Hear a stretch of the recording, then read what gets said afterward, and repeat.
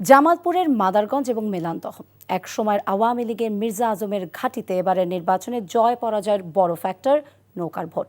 সেই ভোট নিজেদের পক্ষে নিতে তাই দৌড়ঝাঁপ বিএনপি জামায়াত দু দলেরই। ধানের শীষের বিদ্রোহী প্রার্থী থাকায় ঘরে বাইরে চ্যালেঞ্জে বিএনপি, তবে ফুরফুরে মেজাজে জামায়াত ইসলামী। আসমাল আসিফকে সঙ্গে নিয়ে ওবায়দুল্লাহ মামুনের রিপোর্টে দেখুন বিস্তারিত। ছবি তুলেছেন আলমগীর হোসেন আকাশ। ভারত সীমান্ত ঘেঁষা ও যমুনা ব্রহ্মপুত্র বিধৌত মাদারগঞ্জ ও মেলান্দহ নিয়ে জামালপুর ৩ আসন, ৩টি পৌরসভা আর ২টি উপজেলার ১৮টি ইউনিয়নে ভোটার আছে ৫,৩৯,৫০৪ জন। পোস্টার ব্যানার না থাকলেও জাতীয় নির্বাচনের হাওয়া লেগেছে এখানে। সকাল বিকাল প্রার্থীরা উঠান বৈঠক আর সভা সমাবেশে ব্যস্ত সময় পার করছেন। ভোটারদের দিচ্ছেন নানা অঙ্গীকার, তবে প্রতিশ্রুতির বাস্তবায়ন চায় সাধারণ মানুষ। চাই যে আঙ্গুরে ভালো মতো যেন চলবে, যেন হাই ভালোভাবে যেন খাইতে যেন ভাই। সার বীজ সবকিছুর দাম বেশি, এর জন্য কমতে যাচ্ছে।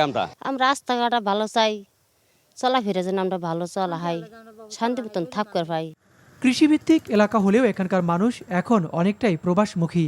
১৯৯১ থেকে ২০২৪ পর্যন্ত আসনটি আওয়ামী লীগের ঘাঁটি হিসেবে বিবেচিত হলেও ৫ আগস্ট পরবর্তী পরিবর্তন হয়েছে রাজনীতির মাঠ।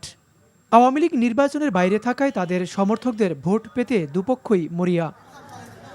এছাড়া তরুণদের নিয়ে যারা ভাবছে তাদেরকে নির্বাচিত করতে চায় নতুন ভোটাররা। আমাদের এদিকে তুলনামূলক মাদকের উপদ্রবটা বেশি। আমি তরুণদের পক্ষে থেকে বলতে চাই যে আমাদের এদিকে যদি মাদকের বিরুদ্ধে কাজ করা হয়, আমি এই প্রথম ভোটার, আমি চাই যোগ্য ব্যক্তিকে ভোট দিতে। আসনটিতে ৯ জন প্রার্থী লড়ছেন। তাদের মধ্যে বিএনপি প্রার্থীর সঙ্গে হাড্ডাহাড্ডি লড়াইয়ের আভাস জামায়াতের নেতৃত্বাধীন ১১ দলীয় প্রার্থীর। তবে ভোটের মাঠে বিরোধী প্রার্থীকে শক্তিশালী হিসেবে দেখছে বিএনপি। আর লেভেল প্লেয়িং ফিল্ড নিয়ে অভিযোগ করে ১১ দলীয় জোট প্রার্থী বলেন, মানুষ এখন পরিবর্তনের পক্ষে। টুকটাক বাধা শিকার হয়েছি, ইভেন কি আমার ব্যানার রাত্রে খুলে ফেলানো হয়েছে। আমরা মনে করি যে আমাদেরকে আন্তরিকভাবে জনগণ রিসিভ করছেন। জামায়াত ইসলামের জন্য একটা গণজোয়ার। আমি আমার কাউন্টার পার্টকে তো ছোট করে দেখি না, খাটো করে দেখি না। ভোটারদের মধ্যে ব্যাপক উৎসাহ উদ্দীপনা আমি লক্ষ্য করছি, এবং ভোটাররা উৎসাহ উদ্দীপনা নিয়ে একটা উৎসবমুখর পরিবেশে, আনন্দমুখর পরিবেশে তারা ভোট কেন্দ্রে উপস্থিত থেকে নিজের ভোটটা এবার নিজেই দেবে আর কি।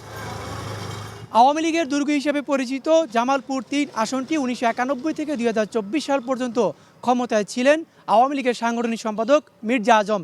এই আসনটি পুনরুদ্ধারে মাঠে এবার বিএনপি। তবে বিএনপির বিপক্ষে স্বতন্ত্র প্রার্থী থাকায় জয়ের চেষ্টা করছে জামায়াত ইসলামী। Obaidullah Mamun, NTV news, Madarganj, Jamalpur.